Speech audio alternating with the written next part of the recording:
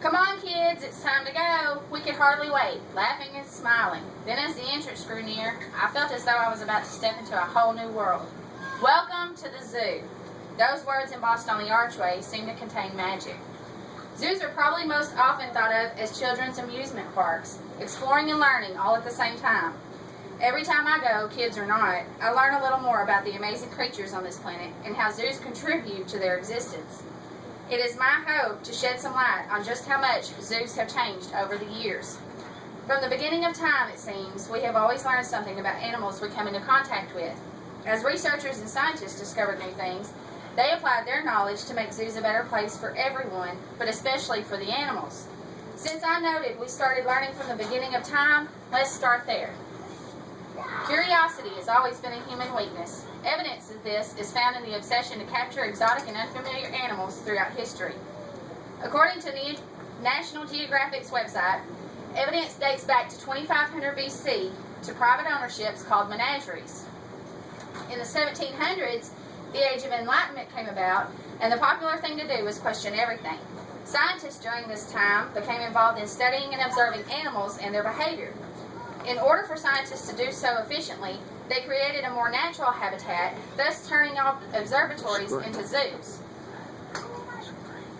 The interest came across the coast to America, and Philadelphia wanted to be the first U.S. city to have a zoo.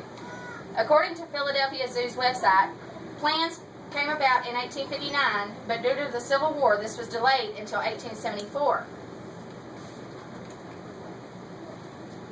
The info on the web says in its first year of operation, Philadelphia Zoo had 813 animals and received well over 228,000 visitors. The purpose of zoos started with study and has now expanded to educate the public, provide recreational outings for families, and protect the animals.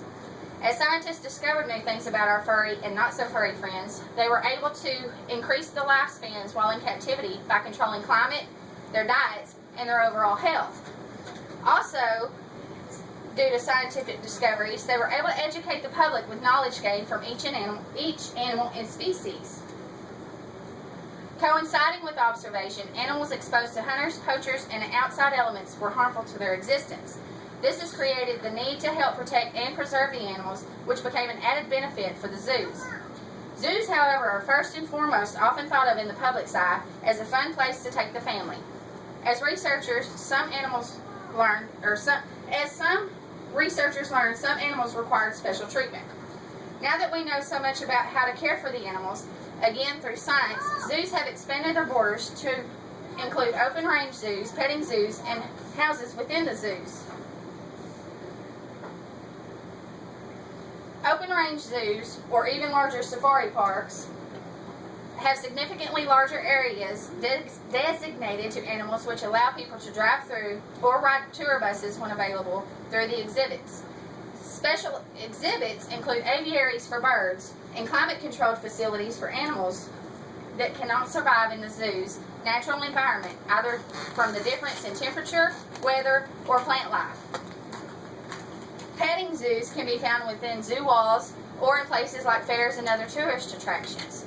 For as long as I can remember, the Four States Fair has had a petting barn that was designated specifically to animals native to our region. Some animals you can pet, but some you just look at. Common among these are ducks, goats, and miniature horses. Zoos have come a long way since they opened to the public in the 1800s. However, some people are concerned that the animals' welfare and best interests are not being considered while protecting them.